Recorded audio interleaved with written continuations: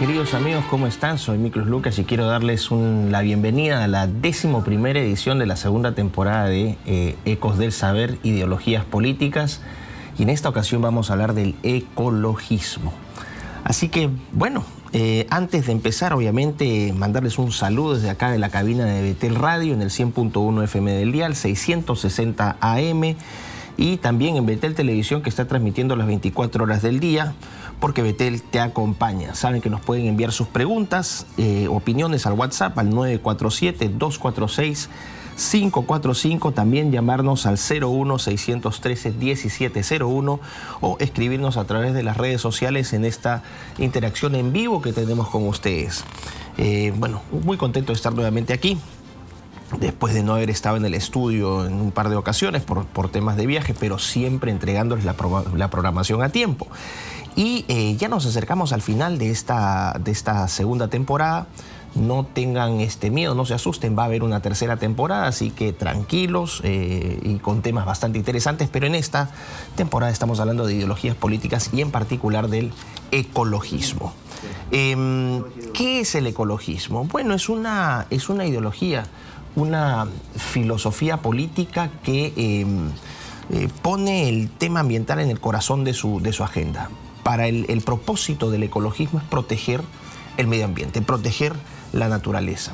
Y es importante que esta naturaleza, que este ambiente sea protegido a través de un uso sostenible de sus recursos. El concepto de sostenibilidad es un concepto bastante importante para el ecologismo, porque se considera que los ecosistemas son la fundación de toda actividad humana. Ahora, no es solamente para los ecologistas no solamente es el manejo pasivo, el control pasivo de estos recursos y de este ambiente, sino que estamos hablando de la necesidad de reinterpretar de manera crítica la relación que tiene el ser humano con la naturaleza. Esta es una idea clave, un principio clave del ecologismo, es reinterpretar, reconfigurar la relación entre el ser humano y la naturaleza. No solamente el tema de la conservación, también va a ser una crítica a la civilización industrial, al modelo de crecimiento económico constante. Hacia ahí apuntan las balas del ecologismo. Se diferencia del conservacionismo porque el conservacionismo, según los ecologistas, es de carácter reformista, solamente busca preservar, ¿no?, la naturaleza, conservar los recursos, pero hacerlo de una manera gradual, reformista y sin modificar las estructuras económicas y sociales subyacentes. Lo que busca el ecologismo es un cambio radical de la sociedad. El ecologismo busca cambiar radicalmente, como les planteaba, la relación entre el ser humano y la naturaleza. Es decir, más allá del uso de energías renovables, más allá del manejo sostenible de recursos, ideas y conceptos recurrentes en esta filosofía política. Ahora, les mencionaba conceptos clave, hablaba de la sostenibilidad, ¿no? La sostenibilidad se refiere a esta crítica que hace el ecologismo contra la idea de crecimiento económico infinito. Los ecologistas sostienen con razón que los recursos de la tierra son finitos, por lo tanto tenemos que tener un uso, una explotación mesurada de esos recursos. Tenemos que operar dentro de los límites de los ecosistemas y también tenemos que operar pensando en el bienestar de futuras generaciones. Sin embargo, a pesar de que esta idea de sostenibilidad es una idea noble o aparentemente noble, choca con dos realidades. La primera es que al sostener que tenemos que crecer dentro de los límites de los ecosistemas, no se está tomando en cuenta, por ejemplo, el impacto de la tecnología, ¿no? Y cómo la tecnología nos ha ayudado a utilizar más recursos, ¿no? Vamos a decir, a multiplicar los recursos para mantener poblaciones mayores, sino que también justifica de alguna manera un enfoque neomalthusiano. ¿Qué significa esto? Robert Thomas Malthus, un economista político británico, escribe en 1802 un texto que se llama Ensayo de la Población, sobre la población, donde sostiene que estamos llegando a un punto donde el exceso de población y el número limitado de recursos está llegando a un punto en el cual estas dos líneas se van a cruzar, y lo que significa que ya no va a haber recursos suficientes para sostener esa población y que ese exceso poblacional lo que va a generar es violencia, guerras, hambruna, etc. Cuando hablamos de neomalthusianismo, entonces hablamos de esta idea que es recurrente en el ecologismo actual. La tierra no aguanta, está sobrepoblada, hay un exceso de seres humanos, los recursos están siendo sobreexplotados, los ecosistemas están siendo afectados, destruidos. Por lo tanto, cuando hablamos de neomalthusianismo, lo que estamos hablando es que se abre la puerta para justificar políticas de control demográfico. Y esto es muy importante, sobre todo en la agenda del regresismo globalista actual, que pone el tema medioambiental, la protección del medio ambiente, como la agenda madre de todas sus políticas internacionales. Así que la idea de sostenibilidad con pinzas. La segunda, este planteamiento de que hay que utilizar los recursos de manera sostenible pensando en futuras generaciones, ese es un planteamiento abiertamente conservador. Si se puede hacer una crítica desde lo político, la agenda de conservación del medio ambiente es una agenda eminentemente conservadora. No es liberal, no es libertaria, no es socialista, no es progresista. Es una agenda que calza perfectamente con el pensamiento conservador. Conservar la naturaleza, conservar aquello que nos es valioso. A propósito de este tema, recomiendo fervientemente a quienes me están viendo en este momento leer este texto clásico de Roger Scruton, que es Filosofía Verde, en inglés Green Philosophy, para quienes puedan leer en inglés, que es una mejor alternativa, pero bueno, para quienes no, Filosofía Verde de Roger Scruton, donde se rescata la agenda ambiental y el tema ambiental para la causa conservadora. En fin, tenemos entonces el clave de sostenibilidad. Vamos a hablar de otro concepto clave del ecologismo, que es un concepto introducido por un filósofo noruego, Arne Naes, ¿no? Donde habla de la ecología profunda versus la ecología superficial. La ecología profunda para Arne Naes es esta aproximación del ecologista en la cual se tiene que producir un cambio estructural en la relación entre el ser humano y la naturaleza. Y que el ser humano está en la obligación, ¿no? Y que tiene el deber de valorar, ¿no? O de apreciar el valor intrínseco de todos los seres vivos y de todos los ecosistemas en los cuales opera.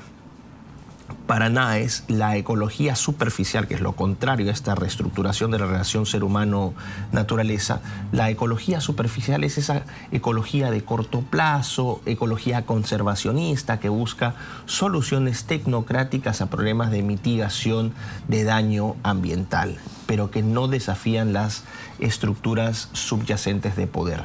Aquí también hay en gran medida una crítica velada al capitalismo, ¿no? El ecologismo es crítico y contrario al capitalismo, así que en ese sentido comparte raíz con las posturas socialistas, con las posturas anarquistas, y de hecho vamos a ver que en algunos lugares se cruzan.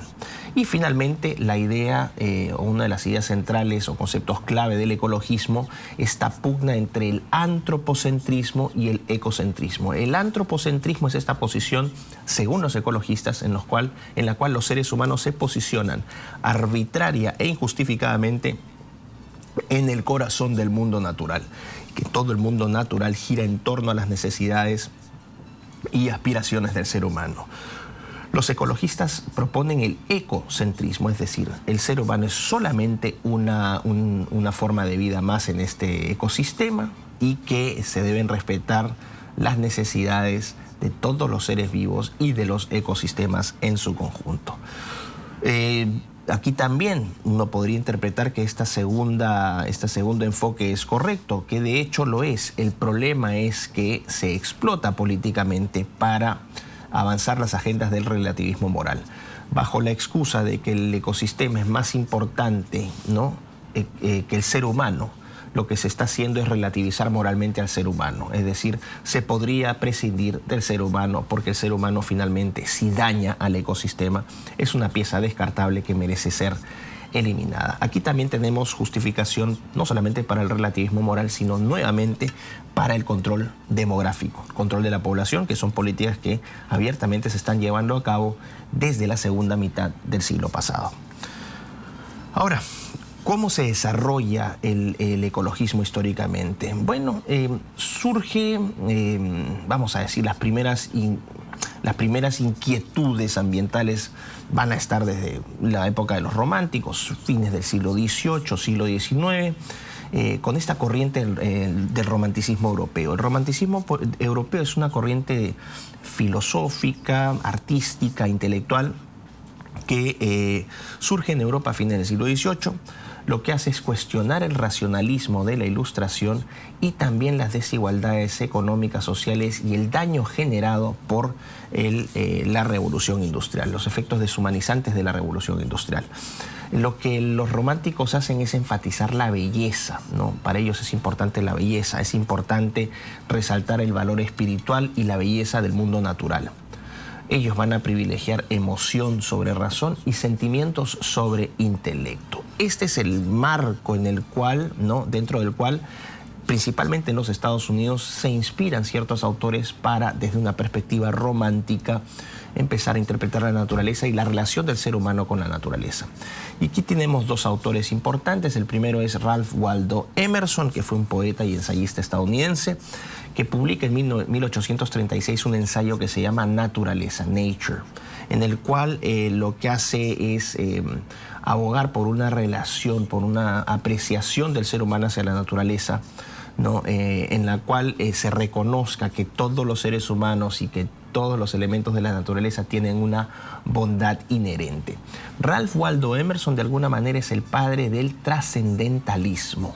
El trascendentalismo es esta corriente en la cual se interpreta o se reinterpreta la relación del ser humano con su entorno, especialmente con su mundo natural. Es una interpretación, es como una especie de movimiento místico religioso secular. Eso es poco menos el trascendentalismo, inspirado por el romanticismo europeo. Otro autor importante, aparte de Ralph Waldo Emerson, y que ya hemos visto en esta serie, es Henry David Thoreau, ¿no? Lo hemos visto en el capítulo de anarquismo, por ejemplo, ¿no? Y que se inspira en el trabajo de Waldo Emerson. Publica, de hecho, en 1854 una obra que se llama Walden, que es una novela donde él habla de la necesidad de llevar una vida contemplativa, en equilibrio con el mundo natural, autosuficiente. Es decir, es nuevamente una reinterpretación de la relación del ser humano con la naturaleza, un espacio de armonía con la naturaleza, ¿no? Y en este caso, Henry David Thoreau también es un representante del trascendentalismo, ¿no?, de la experiencia trascendental. Bueno, terminamos con estos, vamos a decir, primeros exponentes de esta relación, ¿no?, reinterpretada del ser humano con la naturaleza a través del trascendentalismo, como son Waldo Emerson y Henry David Thoreau. Y vamos a pasar ya a los primeros movimientos conservacionistas de fines del siglo XIX. Esto es muy importante. Ya la causa ambiental, si bien no está políticamente organizada, si bien no está ideológicamente articulada, ya muestra un nivel de articulación, por lo menos organizacional. Hay una necesidad de proteger el medio ambiente. Ya es un tema de interés. No necesariamente público, pero sí con iniciativas que buscan llevar el tema ambiental hacia un marco de política y legislación. Surgen entonces a fines del siglo XIX los primeros movimientos conservacionistas en los Estados Unidos y en Europa, y buscan esta idea de conservar los recursos para futuras generaciones, a también obviamente preservar la belleza de los paisajes, de los ecosistemas. Uno de los principales representantes va a ser este naturalista escocés americano, que es John Muir, ¿no? John Muir fue clave en el establecimiento del Sistema Nacional de Parques y Áreas Naturales Protegidas de los Estados Unidos. Y también fue uno de los promotores y fundadores del Club Sierra, que es una organización medioambiental muy importante en ese país. Pero ya vemos entonces con John Muir, ¿no?, la creación de espacios de protección de ecosistemas. ¿Qué sostenía John Muir, ¿no?, que es más importante el valor intrínseco de la naturaleza que las necesidades de los seres humanos? Aquí hay una interpretación abiertamente ecocentrista, no antropocentrista. Los ecosistemas son más importantes que las necesidades de los seres humanos. Otro autor importante, otro exponente importante dentro de esta corriente conservacionista de fines del siglo XIX, pero en este caso en Inglaterra, va a ser el escritor socialista inglés William Morris.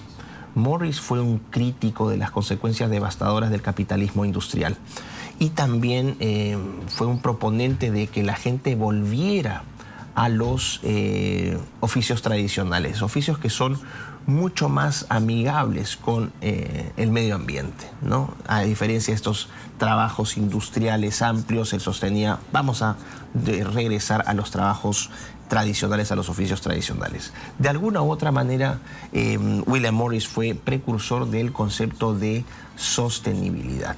Así que, bueno, ahí tenemos a Morris, tenemos a John Muir y los movimientos conservacionistas del siglo XIX. Vamos a aprovechar entonces ahorita, que ya me están avisando en producción que vienen los comentarios de redes, así que vamos a hacer una breve pausa y regresamos con sus comentarios para comentarlos. Bloque 1 y nos están mandando ya comentarios desde Argentina, puedo ver desde Venezuela, desde Chile, vamos a ir paso por paso. Me pone Vilma Mabel Rafael. Gracias por su vocación, es profundamente satisfactorio escucharlo. Muchas gracias, Vilma. Espero que mucha gente piense como tú y que siga aumentando nuestra audiencia, no solamente dentro del Perú, donde nos escuchan en todo el país, sino también en el extranjero. Gladys Sierra, muy buen día, doctor Miklos, gracias por su grandioso trabajo. Un caluroso saludo desde Colombia. Gracias, Colombia. Desde ya les adelanto que voy a estar de gira en Colombia a fines de noviembre, desde el 27 de noviembre al 7 de diciembre. Voy a estar con Emanuel Danán y con Samuel Ángel. Con Samuel Adrián de México. Vamos a estar en 6 o 7 ciudades de Colombia, entre ellas va a estar Bogotá, Medellín, Cali, Bucaramanga, Barranquilla y Cartagena, si mal no recuerdo. No me maten si es que me equivoco, pero esas son las que me han indicado. Así que nos vemos pronto, Colombia. Loreta Fabiola Santolaya, cordial saludo desde Valdivia, Chile. Lindo Chile. Un fuerte abrazo hasta allá, mi querida Loreta. Mermahuamán Darwin. O sea, Darwin Mermahuamán. Gracias por explicar la teología de la liberación en Perú. ¿Quiénes son tus representantes? Me gustaría pertenecer a este tipo de organizaciones. Saludos. Yo no tengo ninguna representación en estos momentos formal, mi querido Darwin. Soy simplemente un ciudadano, ¿no?, que se identifica políticamente contrario al progresismo. En otras palabras, en el Perú, entendiéndolo con claridad, me considero en una posición antagónica a la caviarada, como se entiende acá en el Perú. Soy enemigo de la caviarada y soy enemigo del izquierdismo radical. Vamos a ponernos, esa es mi posición. Por si no queda claro, ahí lo tienes tú. Salomón Inga Calongos. Muy interesantes estos temas, estimado Miklos. Será necesario conocer más de cerca todas las ideologías que nos gobiernan, pues antes de conocer dónde fundamentamos políticamente, más parecemos aves buscando hacer un nido entre el mar y el cielo. Poético comentario, mi querido Salomón, pero es cierto. Bueno, yo agradezco que esta serie les haya servido.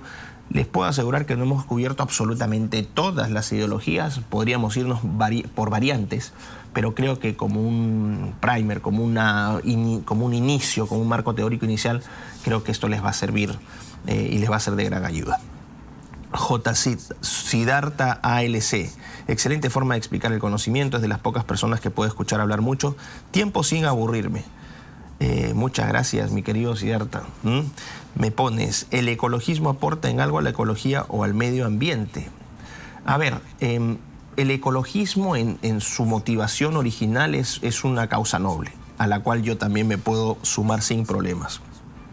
Esta idea de cuidar nuestra casa, porque finalmente el planeta es nuestra casa, de cuidar nuestros recursos, de de no consumir más de lo que necesariamente, de lo que necesitamos. Yo creo que yo me puedo alinear perfectamente con eso.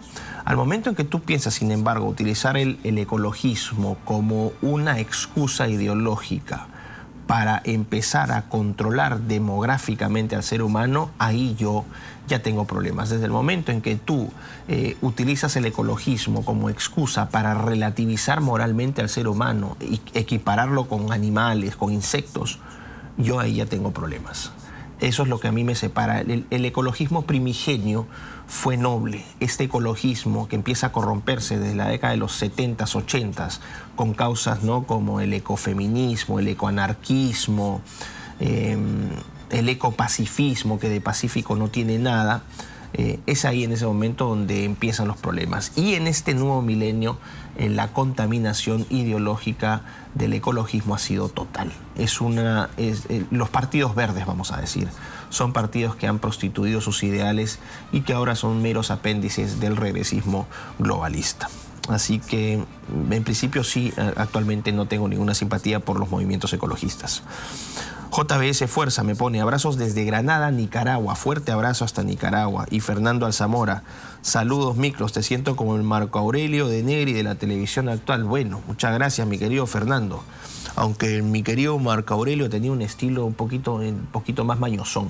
Yo soy un poquito más formal, vamos a decir, ¿no? Pero bueno, me pone... Winder, me siguen llegando acá, me sigue mi querida Grecia, me sigue mandando preguntitas y pone: Wilder Guevara Mendoza, saludos desde La Libertad, San Juan de Cutervo. Un fuerte abrazo hasta La Libertad, San Juan de Cutervo, en mi rico Perú, país que amo tanto. Y bueno, vamos a regresar al ecologismo, ¿no? Estábamos hablando del ecologismo y vamos a regresar a la explicación histórica, porque ustedes han notado que yo, lo que hago en Ecos del Saber, tengo una hora o poco menos de una hora para explicar toda una ideología, y obviamente eso es imposible.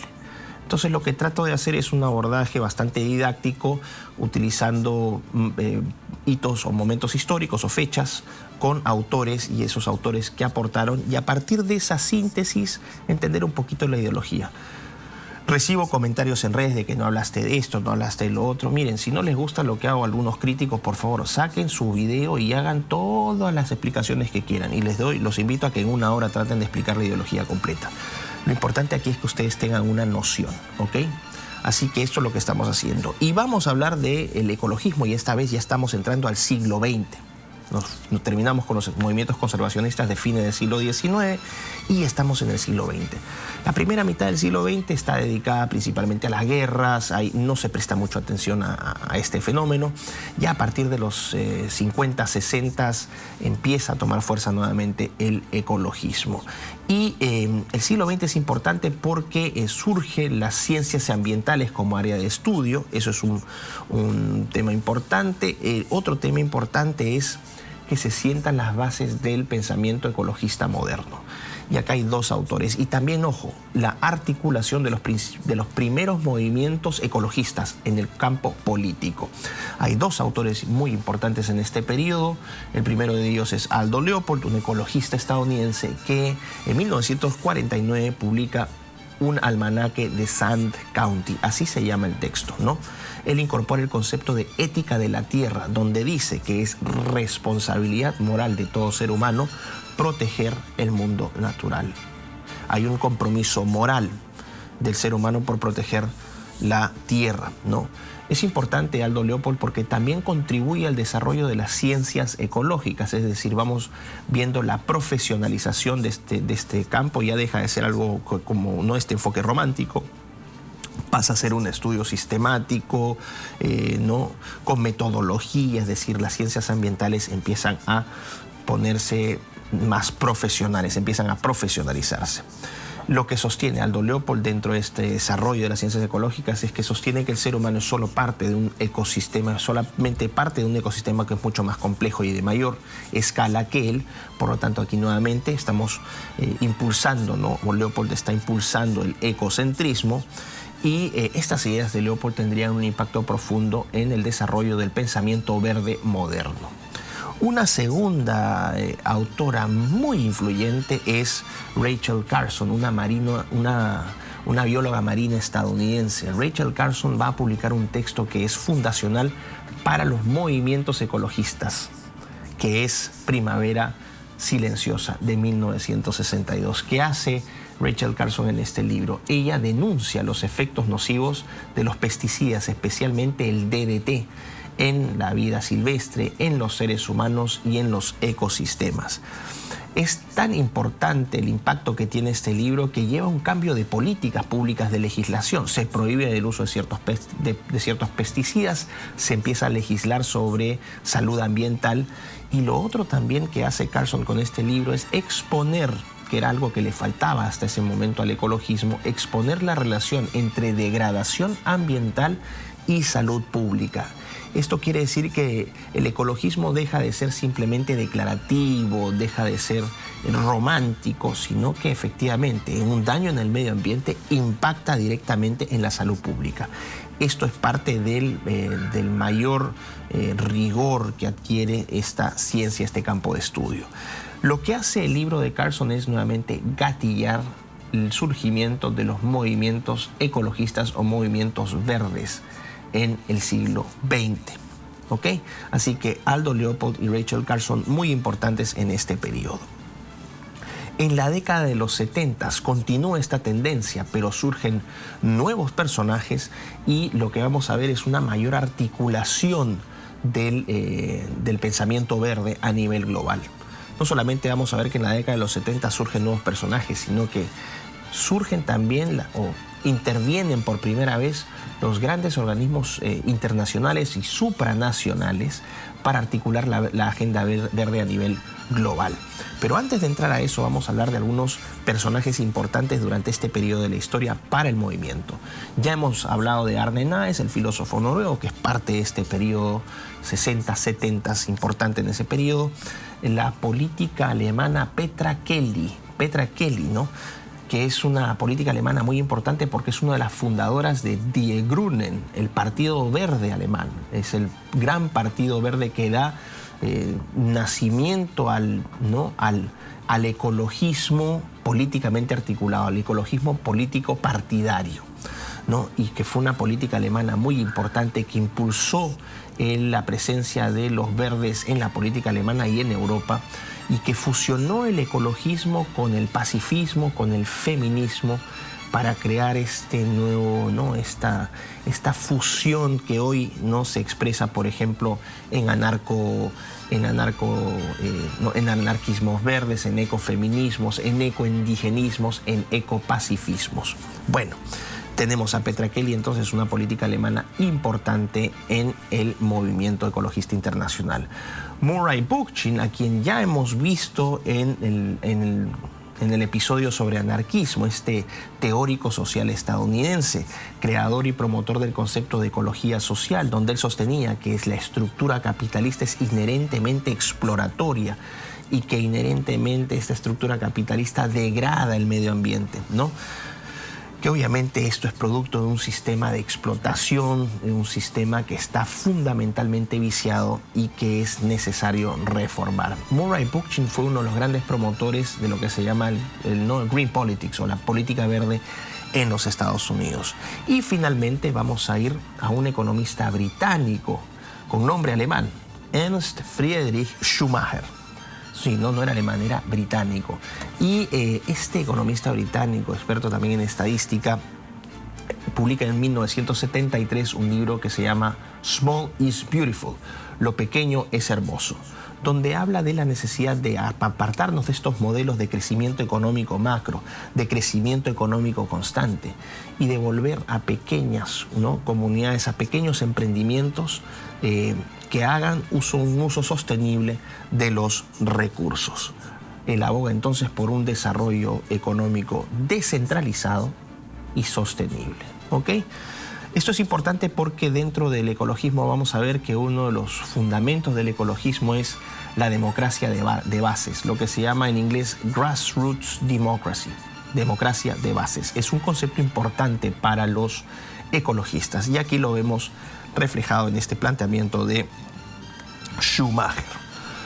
Pero les decía que la década de los 70 era una década importante porque empieza a articularse a nivel internacional el ecologismo. Ojo, todos los partidos verdes y el movimiento verde a nivel internacional y la representación política de partidos verdes en países en Europa, en los Estados Unidos, en mucho menor medida en Hispanoamérica, no hubiese sido posible sin el apoyo de organismos supranacionales, en particular de las Naciones Unidas. Así que ojo, ahí uno puede ver por qué el ecologismo actual está hipotecado al globalismo. Porque sus orígenes se deben en gran medida como movimientos políticos organizados al impulso que les dio el globalismo. Como por ejemplo, bueno, en el 70 se establece, ¿no?, ya para crear conciencia global, a través de una iniciativa de un senador estadounidense que se llama Gaylord Nelson, el establecimiento del Día de la Tierra, el 22 de abril de 1970. Se establece el Día de la Tierra para crear conciencia mundial sobre la degradación del medio ambiente, ¿no?, y la consolidación del movimiento ambientalista a nivel internacional. El gran impulso que se pega con este Día de la Tierra. Se van creando símbolos, se van creando fechas que van dándole identidad a estos movimientos globales. Un segundo evento importante, ¿no?, que creo que es desde lo personal lo interpreto como un momento triste en la historia de la humanidad, es la publicación de este texto que se llama Los límites del crecimiento en 1972, gracias al Club de Roma. Ojo, este texto es un reporte elaborado supuestamente con métodos computacionales que lo que hacían era predecir las consecuencias del crecimiento económico y el consumo descontrolado. ¿Qué pasaría si el ser humano sigue creciendo económicamente de manera indiscriminada y el consumo sigue aumentando? Bueno, este reporte, ¿no?, este texto, Los límites del crecimiento, es un texto fundacional en la agenda de control demográfico a nivel mundial. Es un documento neomalthusiano al 100%. Es un documento que hoy justifica, por ejemplo, todas las políticas, ¿no?, o parte, es uno de los documentos fundacionales que justifica moralmente, sin que eso signifique que haya una justificación moral real, ¿no?, todas las políticas de control demográfico sobre el ser humano, entre las que se pueden dar, por ejemplo, políticas de control de nacimientos, o sea, de abortos. Estamos hablando de control de la sexualidad, planificación familiar, etcétera. Todos estos eufemismos que han llevado a la justificación a través de este crecimiento descontrolado de población supuestamente de control demográfico. También se inicia con este texto el alarmismo ambiental. Empiezan a utilizarse conceptos cataclísmicos, apocalípticos. Fíjense que el lenguaje del ecologismo actual es un lenguaje apocalíptico. Ya no estamos hablando de problemas ambientales, sino de crisis, ¿no? O estamos hablando ya no de destrucción, sino de catástrofe. El lenguaje es muy importante y el ecologismo usa ese lenguaje para asustar. En este caso se empiezan a introducir palabras, por ejemplo, como colapso, el colapso del medio ambiente. Así que mucho cuidado con el lenguaje, que es una herramienta de poder para, vamos a decir, manipular ideológicamente a la gente. En la década de los 70, aparte de este documento Los límites del crecimiento, surge también la primera legislación. Esto es importante. La política verde deja de ser, o sea, por lo menos el activismo verde deja de ser declaratorio y pasa a convertirse en ley. Esto es muy importante, el paso de aspiración a legislación y a política pública. En Estados Unidos, principalmente, la creación de la Agencia de Protección Ambiental y el Acta del Aire Limpio, ¿no?, de 1970. 1972, el Acta del Agua Limpia, otra política ambiental, y en 1973, el Acta de las especies en peligro de extinción. Deja de ser aspiración para convertirse en legislación, es decir, tiene un carácter de cumplimiento obligatorio, de sanción legal. Y vamos a entrar ya a Naciones Unidas. Naciones Unidas, la Organización de Naciones Unidas, que es fundacional, es esencial para entender el surgimiento de movimientos políticos verdes. Los verdes le deben su existencia política en gran medida a las Naciones Unidas. La primera gran conferencia en el mundo sobre medio ambiente de Naciones Unidas, que es la Conferencia de Naciones Unidas sobre el Medio Humano, que se da en junio de 1972 en Estocolmo, en Suecia. La primera de muchas conferencias donde va una enorme cantidad de funcionarios públicos, de burócratas, que ganan sueldos absolutamente de miedo. Son unos sueldos realmente enormes, ¿no? y donde van literalmente a calentar silla. A eso se ha reducido la burocracia internacional supranacional, al parasitismo profesional. Bueno, ahí empezamos con las primeras reuniones, las primeras conferencias. Y después una segunda conferencia que se va a dar en 1992, que es la Convención Marco de las Naciones Unidas sobre el Cambio Climático. Ojo, 1992. Donde se aprueba en Nueva York esta Convención Marco sobre el Cambio Climático, se produce la Cumbre de la Tierra en 1992 en Río de Janeiro y finalmente 197 países firman, ¿no?, o se adhieren a esta Convención Marco de las Naciones Unidas sobre el Cambio Climático, donde se comprometen estos 197 países a reducir los gases de efecto invernadero. Dentro de la estructura de esta Convención Marco de Naciones Unidas, la estructura de la organización, se establecen los órganos de gobierno de esta convención que vendrían a ser la Conferencia de las Partes. Y estas conferencias de las partes, o las famosas COP, ¿no?, Conference of Parties, COP, se reúnen anualmente desde 1995, ¿no?, para ver cómo va avanzando esta agenda de reducción de gases de efecto invernadero, es decir, la lucha contra el cambio climático. En 1997 se establece el Protocolo de Kioto, ¿no?, donde se hace reconocido este protocolo por las medidas cada vez más draconianas, más radicales para reducir los gases de efecto invernadero. ¿Por qué son medidas más radicales?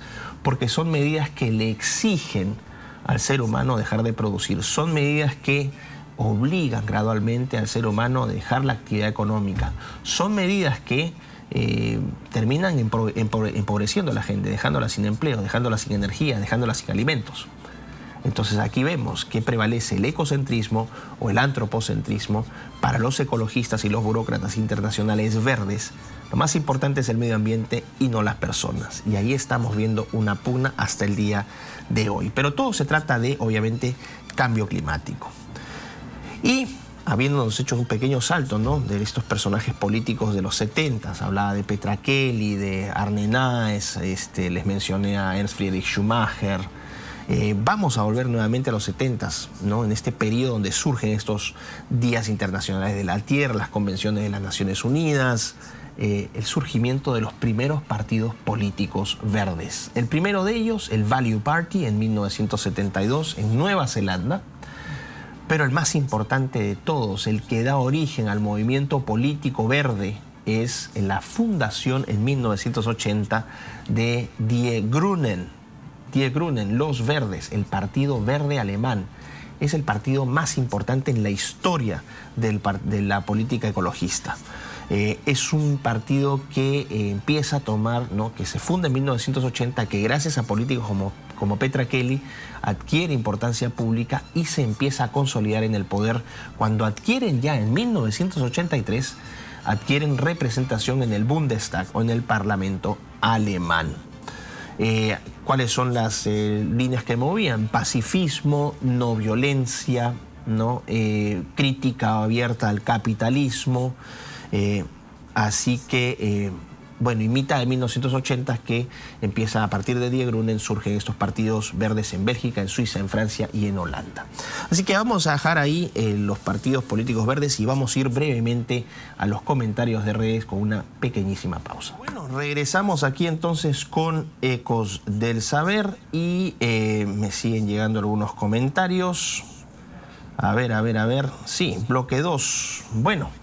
Gracias, mi querido Robert de Pueblo Libre. Me manda saludos, Robert.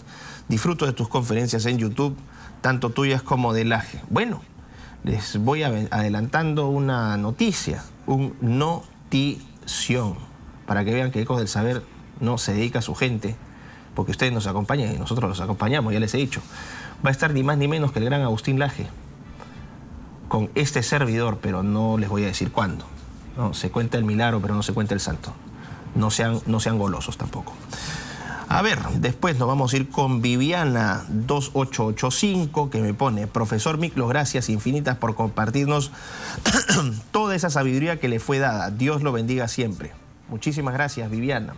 Gonzalo del Cristo Mantilla. Saludos al señor Miklos y que siga impartiendo los temas que viene desarrollando en Betel. Saludos desde Medellín, Antioquia, Colombia. Gracias por sacarnos de la ignorancia. Fuerte abrazo a mi amigo Gonzalo, mi parcero Gonzalo, ¿no? Vamos a estar, como le dije, en Medellín a fin de año, así que atentos, Colombia. José Mariani Hugo Casane, discúlpeme que son nombres muy largos, me pone: un placer como siempre, saludos desde Lérida, España. Imagínense, Ecos del Saber los ecos llegan hasta España, para que vean cómo estamos de ecopotentes realmente en este programa, ¿no? John Car Joan me pone: felicitaciones por el gran trabajo que haces, Miklos, eres un paladín en la defensa de los verdaderos derechos humanos. Muchísimas gracias, Joan. Julián FJ6 TV, me encanta que menciones autores para poder investigarlos, esa es la idea. A ver, en este programa se hace un esfuerzo real, hay muchas horas de trabajo. Ustedes ven solamente la horita de clase, la horita del programa, la horita de conferencia, de presentación, pero esta hora sintetiza varias horas de trabajo, varias horas en la recopilación de la información, varias horas en la elaboración de los PowerPoint que yo uso también con mi equipo de producción, para poder darles a ustedes un programa de primer nivel. O sea, esta hora sintetiza mucho trabajo. Así que me alegro porque encuentro que es una obra de bien en la medida en que se trata de ofrecer en el Perú, ¿no? No existe oferta alternativa como la que plantea Ecos del Saber. No existe ningún programa en la radio peruana que sea como Ecos del Saber. Y por extensión queremos que este programa perdón, se vuelva un clásico también fuera del Perú y que nos siga gente de todas partes. Así que, perdón, gracias por eso. Gladys Sierra desde Colombia. Ah, sí, me dicen que tengo agüita. Sí, pues se me había pasado. Y para que vean, con la rica tacita de Eco del Saber, porque ya tenemos nuestro merchandising. Y me pone Gladys Sierra desde Colombia: muy buen día, doctor Miklos, gracias por su grandioso trabajo. Un caluroso saludo desde Colombia. Gracias, Gladys. Loreta Fabiola, saludos de Valdivia, Chile. MCN Vida Familia, saludos desde el sur del Perú. Gracias a todo el sur del Perú. Y Gonzalo del Cristo Mantilla, que ya me había escrito. Y Carlos Castro, que me pone: muy didáctico el doctor Miklos Lucas, en sintonía de Betel Radio desde el Oriente Limeño. Oriente Limeño, ¿eso qué puede ser? Eso puede ser San Juan del Urigancho, eso puede ser Atevitarte, eso puede ser el Agustino. Bueno, de donde sea, mi querido Carlos, un fuerte abrazo hasta el Oriente Limeño. Bueno, vamos entonces a regresar a Ecos del Saber. Ya nos quedan todavía unos minutitos aquí de programa, pero les hablaba del surgimiento de los partidos ecologistas, ¿no?, verdes, o de los partidos verdes en la década de los 70, los primeros. ¿Qué pasa con el ecologismo en el siglo XXI? Ya la cosa empieza a cambiar. Nuevamente les había dicho que, y había respondido a una pregunta donde se me decía: ¿qué pasó con el ecologismo? Inicialmente, motivaciones nobles, propósitos nobles, pero que se han ido subvirtiendo y prostituyendo a medida que ha avanzado el tiempo, sobre todo con el surgimiento, ¿no?, y la intervención de organizaciones globalistas supranacionales como Naciones Unidas. ¿Qué pasa entonces en el siglo XXI? Los movimientos partidos verdes ganan tracción, es decir, ganan presencia, pero fíjense, ¿qué pasa con el ecologismo en el siglo XXI? El lenguaje les dije que es muy importante. Empezamos, no sé si recuerden que en algún momento hubo un problema que nos decían que la capa de ozono estaba llena de huecos y que nos íbamos a achicharrar todos. Después se habla del calentamiento global, ¿no? Después hablaron del cambio climático y después hablaron de la crisis climática. Fíjense cómo va cambiando el lenguaje, se va volviendo cada vez más apocalíptico. Daño ambiental, contaminación ambiental, destrucción ambiental, crisis ambiental, catástrofe ambiental. El lenguaje es utilizado con fines políticos. El ecologismo ha ido radicalizando su lenguaje. Bueno, dentro de todo, ¿quiénes han sido los principales o qué representantes políticos son responsables de la diseminación de esta agenda? En el siglo XXI, políticos importantes, vamos a tener a Elizabeth May, una política canadiense que fue la primera política en ser elegida dentro de la representación verde en Canadá y que fue líder del Partido Verde de ese país entre 2006 y 2009, ¿no? Elizabeth May, que se opone al uso de combustibles fósiles, o sea, ella quiere que de la alta demanda por energía sea suplementada, o sea, ni siquiera suplementada, sea reemplazada por energías renovables. Las energías renovables no tienen la misma capacidad de satisfacer la demanda energética. Es así de sencillo. Son fuentes energéticas que no satisfacen la alta demanda por energía que existe. Y también se opone Elizabeth May al desarrollo de infraestructura. Claro, es increíble que uno dice, pero qué lindo, los verdes se opongan a esto. El ser humano necesita comer, necesita desarrollarse. Además, se subestima el poder de la tecnología, la creatividad del ser humano para resolver estos problemas. Finalmente lo que se crea es, ellos están previniendo, ¿no? Políticos como May previenen o impiden el desarrollo económico, pero no ofrecen una solución. Hablan de una famosa transición hacia la economía verde, pero no explican cómo vamos a lograr esa transición. Vamos a crear empleos verdes. ¿Qué significa eso? ¿No? ¿Cómo eso satisface la necesidad de las personas? Otra representante política importante de los verdes a nivel global es la británica Caroline Lucas, también primera representante elegida por los verdes en el Parlamento del Reino Unido en 2010. Y nuevamente, como May, porque son igualitos, habla de la necesidad de transitar hacia una economía verde, prestar atención al cambio climático, porque si no hacemos nada, se viene este futuro apocalíptico, donde va a aumentar la temperatura y nos vamos a morir, supuestamente, según los verdes, nos vamos a morir todos.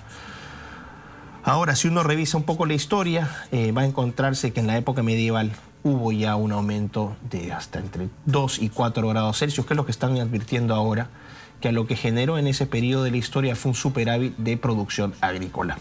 ¿Okay? Además, es un absurdo señalar que el cambio climático es un problema. El clima cambia todos los días.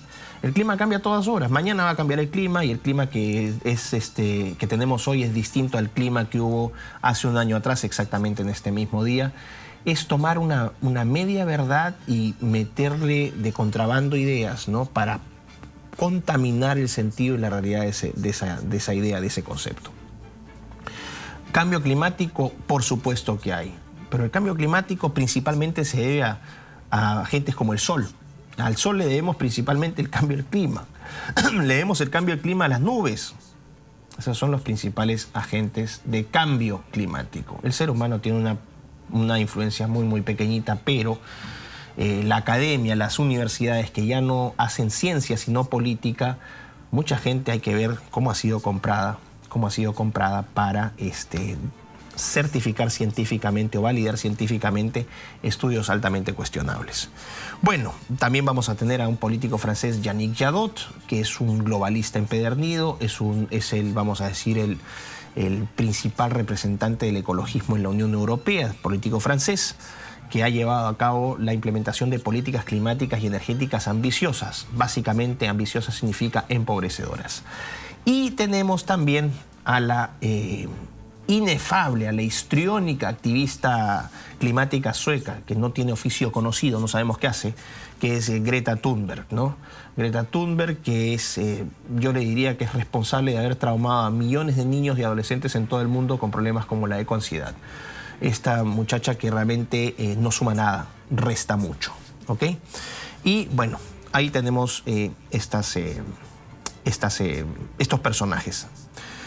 Intersecciones ideológicas, les hablaba brevemente. El ecologismo tiene intersecciones con el pacifismo, con el feminismo, con el anarquismo y también con el indigenismo. Especialmente los ecoindigenistas sostienen que hay que aprovechar los conocimientos ancestrales de las comunidades indígenas para saber aprender a vivir en armonía con la naturaleza. Volvemos de alguna manera, ¿no?, a estas corrientes románticas del siglo XIX. ¿Cuáles son las críticas al ecologismo? Ya había señalado, la más importante es que se ha vendido completamente, se ha sometido completamente al progresismo globalista. Y la agenda verde es la agenda madre del progresismo globalista para justificar todas las políticas e instituciones de control demográfico que hoy se aplican. A través, por ejemplo, del neomalthusianismo, ¿no? Esta idea de la transición a la economía verde. Transición a la economía verde no es otra cosa en términos prácticos que desempleo, pobreza, crisis social, inestabilidad política y violencia. Son consecuencias inevitables. Las políticas de transición hacia economías verdes son insuficientes, no proporcionan el suficiente empleo, la suficiente cantidad de energía, el desarrollo económico necesario. Y finalmente, una de las críticas más importantes, esta crítica del relativismo moral. Entiendo que el ecocentrismo plantea la importancia de los ecosistemas. Sí, los ecosistemas son claves para la actividad humana, son claves para la viabilidad de la especie humana. Pero sobre texto del ecocentrismo no podemos justificar el relativismo moral que termina cosificando al ser humano, degradándolo moralmente, comparándolo con los animales y finalmente haciendo de los seres humanos simplemente un objeto más dentro del sistema. En fin. Bueno, quiero aprovechar entonces de agradecerles por este programa, por habernos acompañado. Me dice que me han llegado unos últimos mensajes. A ver. Y nos están llegando, efectivamente, aquí tenemos algunos. Miren, me pone JRS, hoy en día nuestra ecología se va destruyendo, la política peruana es culpable porque hacen negocios en beneficio de estas empresas privadas, ello destruye la naturaleza, contamina los ríos, el medio ambiente. Gracias, pero que el pueblo sufra. A ver, JRS, es cierto, hay contaminación, pero también hay que reconocer que la empresa privada hace grandes esfuerzos. No significa que todos lo hagan, pero no se puede satanizar a todo el sector privado, como tampoco se puede satanizar a todo el sector público por el daño ambiental, ¿ok? Hay que ser más justos en esas críticas y documentados. Miklos, Estados Unidos no firmó compromisos para reducir los gases de efecto invernadero. Wilber Ruiz Caro, desde Lima. Estados Unidos es uno de los pocos países que se da el lujo de no firmar las iniciativas o políticas que ellos proponen. Por ejemplo, los Estados Unidos tampoco es miembro del Sistema Interamericano de Derechos Humanos, por dar un ejemplo. Saludos del programa Ecos del Saber, Dios lo bendiga. Decían ustedes, adelante todos. Gracias. Outsider, ¿podrías intervenir en política nacional? El Perú necesita personas con alto moral y valores. Gracias, Ezequiel, desde Lima, Perú. No lo sé todavía. Les mando un abrazo. Nos vemos el próximo miércoles. Cuídense.